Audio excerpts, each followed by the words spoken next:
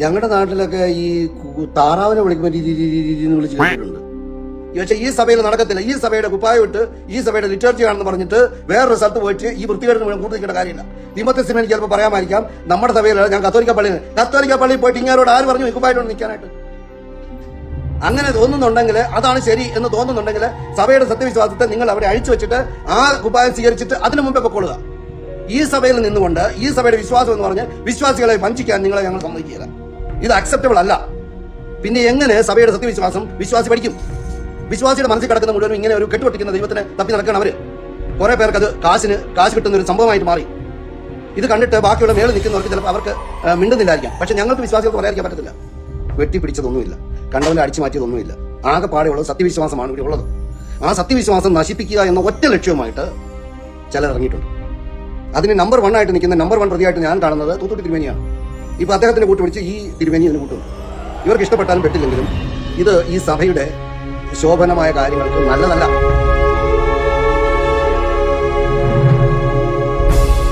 നമ്മുടെ മാത്യൂസ് തിമോത്തിയോസ് തിരുമേനി, അദ്ദേഹം ഒരു കത്തോലിക്ക പള്ളിയിൽ പോയിട്ട് അദ്ദേഹം അവരുടെ ദിവ്യകാരുണ്യ ആരാധനയായിരിക്കാം, ഐ ഡോണ്ട് നോ,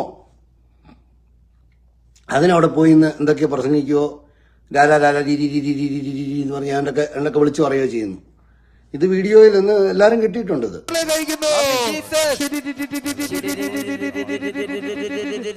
ഞങ്ങളുടെ നാട്ടിലൊക്കെ ഈ താറാവിനെ വിളിക്കുമ്പോൾ വിളിച്ച് കേട്ടിട്ടുണ്ട്. പരിശുദ്ധാത്മാവിനെ അങ്ങനെയൊക്കെ അപഹസിക്കുമെന്ന് ഞാൻ വിചാരിച്ചില്ല. അത് പ്രത്യേകിച്ചും ഒരു മഹാപൗരോഹിത്യത്തിൽ ഇരുന്ന ആള്. ഇതൊക്കെ അംഗീകരിക്കുക എന്ന് പറഞ്ഞു കഴിഞ്ഞാൽ നടക്കുന്ന കാര്യമല്ല. ഈ സഭയില് കുറെ കാലമായിട്ട് ഒരു സ്ഥലത്തു കൂടി ദൈവം തന്റെ അത്ഭുതകരമായ രീതിയിൽ ഈ സഭയെ പരിരക്ഷിക്കാൻ ശ്രമിക്കുമ്പോൾ ചിലര് ഇതിനെ എങ്ങനെ നശിപ്പിക്കാം എന്ന് പറഞ്ഞാൽ ഈ സഭയ്ക്ക് ആകെപ്പാടെ ഉള്ളതെന്ന് പറഞ്ഞാൽ വെട്ടിപ്പിടിച്ചതൊന്നുമില്ല, കണ്ടവന്റെ അടിച്ചു മാറ്റിയതൊന്നുമില്ല. ആകെപ്പാടെ ഉള്ളത് സത്യവിശ്വാസമാണ് ഇവിടെ ഉള്ളത്. ആ സത്യവിശ്വാസം നശിപ്പിക്കുക എന്ന ഒറ്റ ലക്ഷ്യവുമായിട്ട് ചിലർ ഇറങ്ങിയിട്ടുണ്ട്. അതിന് നമ്പർ 1 ആയിട്ട് നിൽക്കുന്ന നമ്പർ 1 പ്രതിയായിട്ട് ഞാൻ കാണുന്നത് തൂത്തുക്കുടി തിരുമേനിയാണ്. ഇപ്പൊ അദ്ദേഹത്തിന്റെ കൂട്ടുപിടിച്ച് ഈ തിരുമേനി ഇതിന് കൂട്ടുണ്ട്. ഇവർക്ക് ഇഷ്ടപ്പെട്ടാലും പെട്ടില്ലെങ്കിലും ഇത് ഈ സഭയുടെ ശോഭനമായ കാര്യങ്ങൾക്ക് നല്ലതല്ല. ഇവരെന്തിനാണ് ഇങ്ങനെ ധ്യാനപ്രസംഗങ്ങൾ നടത്തുന്നത് എനിക്കറിയത്തില്ല. കെട്ടുപൊട്ടിക്കാനായിട്ട്. ദൈവം കെട്ടിയിടുന്ന ആളാണോ? ഇവരാരുടെ കെട്ടുപൊട്ടിക്കുന്നു? പെന്തക്കോസുകാർ കെട്ടുപൊട്ടിച്ചു, അത് കഴിഞ്ഞപ്പോൾ ഇവിടെ മറ്റുള്ള കത്തോലിക്കർ കെട്ടുപൊട്ടിച്ചു, ഇപ്പൊ നിങ്ങളും കെട്ടുപൊട്ടിക്കാൻ ഇറങ്ങിയിരിക്കുകയാണ്. എന്താണ് നിങ്ങൾ ഇതിൽ കൂടി കാണിച്ചു കൊടുക്കുന്നത്? എനിക്കൊന്നും മനസ്സിലാകുന്നില്ല. സഭയുടെ ആരാധനകൾ ശുശ്രൂഷകളൊന്നും പോരെ, അതിന് മേളിലോട്ടുള്ള കാര്യങ്ങൾ വേണം. അങ്ങനെ ഉണ്ടെങ്കിൽ അതൊക്കെ സഭയുടെ കൂദാശകളിൽ ക്രമീകരിക്കുക. നിങ്ങൾക്ക് സുന്നതദോസം ഉണ്ടല്ലോ, ആ സുന്നതദോസി പറയുക, അതെ നമ്മൾ ഈ ചെയ്തിരിക്കുന്ന 7 കൂദാശകളൊന്നും പോരാ, കുറെ കെട്ടുപൊട്ടിക്കുന്ന ക്രമങ്ങൾ വേണം. അത് നിങ്ങൾ ലിറ്റർജിയിൽ എഴുതി ചേർക്കൂ, എന്നിട്ട് പഠിപ്പിക്കൂ. ഇത് ചെയ്യാതെ നിങ്ങൾ ഈ കാണിക്കുന്ന മുഴുവനും നെറുകേടാണ്. സഭയ്ക്ക് അങ്ങനെ ഒരു കാര്യമുണ്ടെങ്കിൽ, ഒരു ലിറ്റർജിക്കൽ ഒരു പാരമ്പര്യം പേറുന്ന സഭ, അത് തീർച്ചയായിട്ടും സഭയുടെ ആരാധനക്രമത്തിൽ അത് എഴുതി ചേർത്തന്നെ. കെട്ടുപൊട്ടിക്കുന്നവരെ ആവശ്യം ഉണ്ടായിരുന്നെങ്കിൽ കെട്ടുപൊട്ടിക്കാരെന്ന് പറഞ്ഞിട്ട് കുറെ ആളുകളെ സഭയിൽ എഴുന്നേൽപ്പിച്ചേനെ. 2000 വർഷമായിട്ട് സഭയ്ക്കില്ലാഞ്ഞ ഒരു കാര്യം എവിടുന്നൊക്കെയോ ഏതൊക്കെയോ കുപ്പയിൽ നിന്ന് പെറുക്കിക്കൊണ്ടുവന്ന് ഈ സഭയെ കയറ്റിയിരിക്കുകയാണ്. ഇത് നിർത്തണം. ഇത് നിർത്തിയില്ലെങ്കിൽ ഇത് വലിയ ഒരു അപജയത്തിലേക്കാണ് ഇത് കടന്നു പോയിക്കൊണ്ടിരിക്കുന്നത്. സത്യസുറിയാനി സഭയുടെ പാരമ്പര്യങ്ങളെ നശിപ്പിക്കുകയാണ് ഇവർ ചെയ്യുന്നത്. ഇതിനെതിരെ വേണം. ഇത് ഞാൻ ഇവിടെ പല പ്രാവശ്യം ഇതിനു മുമ്പ് പറഞ്ഞിട്ടുണ്ട്. നേരെ പറഞ്ഞാൽ മനസ്സിലാകുകയില്ല, കുറച്ച് ശബ്ദം കൂട്ടി പറയേണ്ടി വരുന്നു. കാരണം ഇവിടുത്തെ ഒന്നാമത്തെ പ്രശ്നം ഇവിടുത്തെ പാട്ടുകളാണ്. പെന്തക്കോസുകാരനും കണ്ട അലവലാദികൾ ഉണ്ടാക്കുന്ന പാട്ടുകൾ മുഴുവനും സഭയിൽ പാടിപ്പിക്കുക. സഭയുടെ പിതാക്കന്മാർ വളരെ കൃത്യമായിട്ട് ആലോചിച്ച് കൃത്യമായിട്ട് എഴുതിയ പാട്ടുകളെ എങ്ങനെയൊക്കെ അതിനൊരു ഓപ്പർച്യൂണിറ്റി ഉണ്ടോ അവിടെയൊന്നും അത് പാടാതെ ഈ കണ്ട കൂതറ പാട്ടുകളെല്ലാം കൂടെ കൊണ്ടുവന്ന് സഭയിൽ പാടിപ്പിക്കുക. അങ്ങനെ ഈ സഭയെ നിങ്ങൾ ഒന്നാമത്തെ കാര്യം ഹൃദയത്തില് നിങ്ങൾ ഈ വിഷം കുത്തിക്കയറ്റി. പിന്നെ എങ്ങനെ സഭയുടെ സത്യവിശ്വാസം വിശ്വാസി പഠിക്കും? വിശ്വാസിയുടെ മനസ്സിൽ കിടക്കുന്ന മുഴുവനും ഇങ്ങനെ ഒരു കെട്ടുപൊട്ടിക്കുന്ന ദൈവത്തിനെ തപ്പി നടക്കണം അവര്. കുറെ പേർക്ക് അത് കാശ് കിട്ടുന്ന ഒരു സംഭവമായിട്ട് മാറി. ഇത് കണ്ടിട്ട് ബാക്കിയുള്ള മേളിൽ നിൽക്കുന്നവർക്ക് ചിലപ്പോൾ അവർക്ക് മിണ്ടുന്നില്ലായിരിക്കാം. പക്ഷെ ഞങ്ങൾക്ക് വിശ്വാസികൾക്ക് പറയാതിരിക്കാൻ പറ്റത്തില്ല. പാലക്കുന്ന് അത്താനാസിയോസ് ഇവിടെ രാജകീയമായിട്ട് എല്ലാ പ്രവയോടും കൂടി വാണുകൊണ്ടിരിക്കുമ്പോൾ അന്ന് ആദ്യം അദ്ദേഹം ഇവിടെ പട്ടമേറ്റ് വന്നപ്പോൾ അദ്ദേഹത്തിന്റെ കൂടെ ആദ്യം അക്കരെ കുര്യൻ റൈറ്ററും എനിക്ക് തോന്നുന്നു അദ്ദേഹത്തിന്റെ കൂടെ എന്ന് പറഞ്ഞു കഴിഞ്ഞാൽ അറിയത്തില്ലായിരുന്നു, ഞങ്ങൾ നല്ല മനുഷ്യനാണ് എന്ന് വിചാരിച്ചു നിന്നു. പക്ഷെ ഒരു സമയത്ത് ഒരു അൽമായന് മനസ്സിലായി നമ്മൾ ചതിക്കപ്പെടുകയാണെന്ന്. സത്യസുറിയാനി സഭയുടെ വിശ്വാസമല്ല ഇവിടെ പഠിപ്പിക്കുന്നത്. ഇവിടുത്തെ ഒരു വിശ്വാസിക്ക് മനസ്സിലായി, അയാൾ അതിനെതിരെ നിന്നു.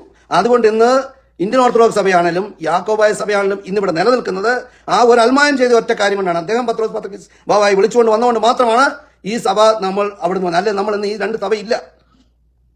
നമ്മൾ മുഴുവനും വന്ന് ഈ പാലക്കുന്ന് തത്താനാശ്വരത്തിന്റെ രീതിയിൽ നമ്മൾ മാർത്തോമ സഭയുടെ ഇന്ന് കാണുന്ന ആ വിശ്വാസ രീതിയിൽ നമ്മൾ കംപ്ലീറ്റ് ആയിട്ട് പോയേനെ. വേറെ എത്ര പേര് എഴുന്നേറ്റ് നിന്നു, എത്ര പേര് ആക്ഷൻ എടുത്തു, എത്ര പേര് തീരുമാനമെടുത്തു ഇത് നടക്കത്തില്ലെന്ന്. ഇവിടുത്തെ അൽമായരാണ് ചെയ്തത്. അതേപോലെ തന്നെയാണ് ഇന്ത്യൻ ഓർത്തഡോക്സ് സഭയുമായിട്ട് പ്രശ്നം വന്നപ്പോഴും അൽമായർക്കാണ് ഇവിടെ കറക്റ്റായിട്ട് കാര്യങ്ങൾ മനസ്സിലായത്, നമ്മൾ ചതിക്കപ്പെടുകയാണ്, ഇത് ശരിയല്ലാന്ന്. അപ്പൊ ഇപ്പൊ ഞങ്ങൾ ഇത് മൂന്നാമത്തെ പ്രശ്നമായിട്ട് വരികയാണ്.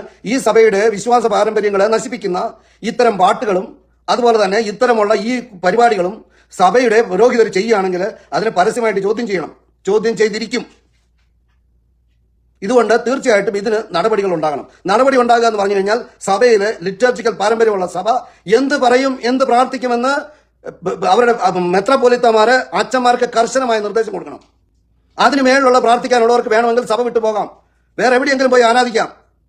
പക്ഷേ ഈ സഭയിൽ നടക്കത്തില്ല. ഈ സഭയുടെ കുപ്പായം ഇട്ട് ഈ സഭയുടെ ലിറ്റർജി ആണെന്ന് പറഞ്ഞിട്ട് വേറൊരു സ്ഥലത്ത് പോയിട്ട് ഈ വൃത്തികേടിന് മുഴുവൻ കൂട്ടിരിക്കേണ്ട കാര്യമില്ല. തീമോഥെയോസിന് എനിക്ക് ചിലപ്പോൾ പറയാമായിരിക്കാം, നമ്മുടെ സഭയിൽ ഞാൻ കത്തോലിക്ക പള്ളിയിൽ പോയിട്ട് ഇങ്ങാരോട് ആര് പറഞ്ഞു ഈ കുപ്പായിട്ടോട് നിൽക്കാനായിട്ട്? അങ്ങനെ തോന്നുന്നുണ്ടെങ്കിൽ, അതാണ് ശരി എന്ന് തോന്നുന്നുണ്ടെങ്കിൽ സഭയുടെ സത്യവിശ്വാസത്തെ നിങ്ങൾ അവിടെ അഴിച്ചു വെച്ചിട്ട് ആ കുപ്പായം സ്വീകരിച്ചിട്ട് അതിനു മുമ്പേ പൊക്കൊള്ളുക. ഈ സഭയിൽ നിന്നുകൊണ്ട് ഈ സഭയുടെ വിശ്വാസം എന്ന് പറഞ്ഞ് വിശ്വാസികളെ വഞ്ചിക്കാൻ നിങ്ങളെ ഞങ്ങൾ സമ്മതിക്കില്ല. ഇത് അക്സെപ്റ്റബിൾ അല്ല. അതേപോലെ തന്നെ ഇങ്ങനെയുള്ളവരെ വിളിച്ചിട്ട് വിശുദ്ധ കുർബാന ചൊല്ലിക്കാനും മറ്റു കാര്യങ്ങൾ ചെയ്യുന്നതിലും അവരെ പിന്തിരിയുന്നതിനും വരെ ഇത് ചെയ്യരുത് എന്നെനിക്ക് പറയാനുണ്ട്. ഞാൻ പറയുന്നത് ചിലപ്പോൾ വളരെ വിഷമിപ്പിക്കുന്ന കാര്യമായിരിക്കാം, പക്ഷെ പറയാതിരിക്കാൻ നിർവാഹമില്ല. എല്ലാ സ്ഥലത്തും ഈ പരിപാടികൾ കയറിക്കൊണ്ടിരിക്കുകയാണ്.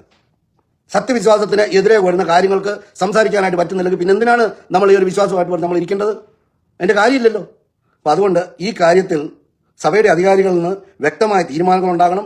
ഇത് വളരെ ആളുകൾ ഇതിന് വേണ്ടിയിട്ട് പറഞ്ഞതുകൊണ്ടാണ് പറയേണ്ടി വരുന്നത്. ഞാനിത് വേണ്ട പറയുന്നതാണ്. പക്ഷേ ഇത് സംബന്ധിച്ച് ഇപ്പോൾ ഒരു പുരോഹിതർക്ക് അവർക്ക് എന്ന് പറയാൻ പറ്റത്തില്ല.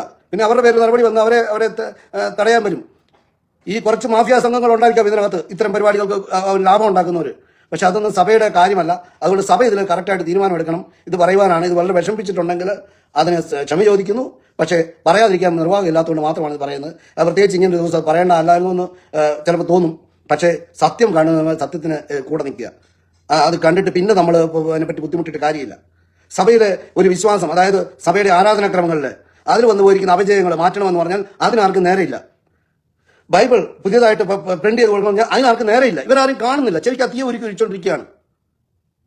മാന്നാങ്കുഴിയിൽ അച്ചായൻ അദ്ദേഹമൊക്കെ ജീവിതത്തിൽ മരണം വരെയും ഈ പറഞ്ഞ കാര്യങ്ങൾക്ക് വേണ്ടി നിലനിന്നു. ഒരു വിശ്വാസിയെ സംബന്ധിച്ച് അതൊക്കെ ഞങ്ങളെ സംബന്ധിച്ച് ഭയങ്കര പ്രതീക്ഷ തരുന്നതാണ്. അതുകൊണ്ട് ദയവ് ചെയ്ത് ഇത്തരം കാര്യങ്ങളിൽ നിങ്ങൾ ഇത്രയും കൂടി ഒന്ന് ശുഷ്കാന്തി പ്രകടിപ്പിക്കുക. ഇതൊന്നും സഭയിൽ ഇത്തരം കാര്യങ്ങൾ ഉണ്ടാകാതിരിക്കാനുള്ള കാര്യങ്ങൾ ചെയ്യുക. അത് മാത്രമേ എനിക്ക് പറയാനുള്ളൂ.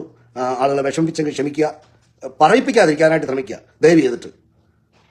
പള്ളികളിൽ നമ്മൾ ശക്തമായ രീതിയിൽ ഈ കാര്യങ്ങൾ കൊണ്ടുവരുന്നുണ്ടെങ്കിൽ, അതായത് ഒന്ന് വിചാരിച്ചോണം, ആദ്യം ഒരു ചെറിയ സാധനം കയറ്റും, ഒരു പാട്ട് കയറ്റും, പിന്നെ ഒരു ചെറിയ പ്രസംഗമായി, പിന്നെ ഒരു ഇതായി, പിന്നെ അത് കഴിഞ്ഞിട്ട് ഇവരുടെ മനസ്സിൽ തോന്നിയതെല്ലാമാണ് ഇവർക്ക് സുവിശേഷം. അല്ലാതെ യഥാർത്ഥത്തിൽ സഭ എന്ത് പറഞ്ഞു, സഭയുടെ പിതാക്കന്മാർ എന്ത് പറഞ്ഞു എന്നുള്ളതല്ല. അപ്പം അത് മാറ്റി പറയുമ്പോൾ, അല്ലെങ്കിൽ ഞാൻ പറയുന്നതെല്ലാം തെറ്റാണെങ്കിൽ ഞാൻ പബ്ലിക്കായിട്ട് നിങ്ങളെ വിളിച്ചിരിക്കുകയാണ്. നിങ്ങൾ ഞാൻ നിങ്ങളുടെ കൂടെ ഇരിക്കാം, ഇതുപോലെ ലൈവിൽ വന്ന് ഞാൻ നിങ്ങളുമായിട്ട് സംസാരിക്കാം. നിങ്ങൾ ഡിഫെൻഡ് ചെയ്യുക, ഇതൊക്കെ നേരാണോ ഇല്ലെന്ന്. അപ്പം അതുകൊണ്ട് ദയവ് ചെയ്ത് ഈ കാര്യത്തിൽ തീരുമാനങ്ങൾ ഉണ്ടാകണം, ഇതിൽ മാറ്റം വരണം എന്ന് പറഞ്ഞുകൊണ്ട് മാത്രം അവസാനിപ്പിക്കുന്നു. Thank you very much.